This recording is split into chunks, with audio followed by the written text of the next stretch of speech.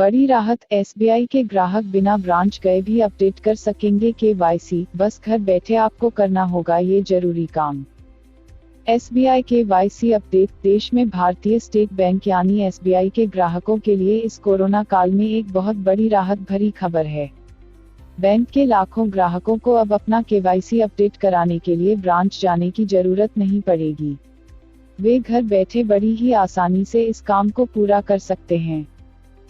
सबसे बड़े कर्जदाता बैंक की ओर से जारी एक निर्देश में कहा गया है कि केवाईसी अपडेट करने के लिए किसी अकाउंट होल्डर को ब्रांच बुलाने की जरूरत है।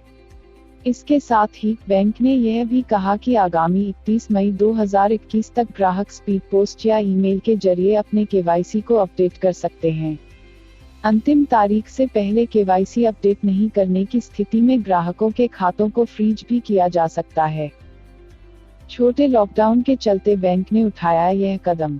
एसबीआई ने अपने ट्विटर हैंडल से ट्वीट करते हुए यह जानकारी दी है कि कोविड-19 महामारी के कारण देश के कई हिस्सों में लॉकडाउन लगा हुआ है, जिसके चलते बैंक ने यह फैसला किया है कि ग्राहक का केवाईसी अपडेट स्पीड पोस्ट या रजिस्टर्ड ईमेल के जरिए किया जाए। ग्राहकों को केवाईसी अपडेट करने के लिए बैंक आने की जरूरत नहीं है। केवाईसी अपडेट नहीं करने पर बंद हो जाएगा ट्रांजैक्शन। इसके साथ ही बैंक ने ग्राहकों को यह चेतावनी भी दी है कि ग्राहकों द्वारा केवाईसी अपडेट नहीं कराने की स्थिति में उनके अकाउंट से ट्रांजैक्शन पर रोक लगाई जा सकती है। आरबीआई के नियमों के अनुसार बैंकों को निश्चित समय के बाद अपने केवाईसी को अपडेट कराना आवश्यक है। बैंक कब कराते हैं केवाईसी अपडेट? आमतौर पर देश का कोई भी बैंक लो रिस्क वाले ग्राहकों को प्रत्येक 10 साल पर केवाईसी अपडेट करने को कहता है।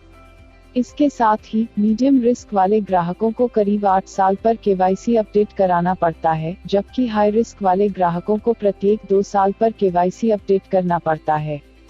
यह कैटेगरी वैल्यू और ट्रांजैक्शन के आधार पर तय किया जाता है। किन किन दस्तावेजों की पड़ेगी जरूरत?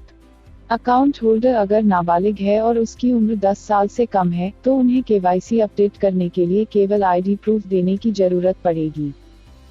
अगर नाबालिग खुद अकाउंट ऑपरेट कर रहा है, तो उस स्थिति में व्यक्ति की पहचान या घर के पते के वेरिफिकेशन की प्रक्रिया दूसरे सामान्य केस के समान होगी। एनआरआई को अपना पासपोर्ट या रेजिडेंस वीजा कॉपी देना पड़ेगा। रेजिडेंस वीजा को foreign officers, notary, Indian embassy, संबंधित बैंक के ऑफिसर द्वारा वेरीफाई होना चाहिए।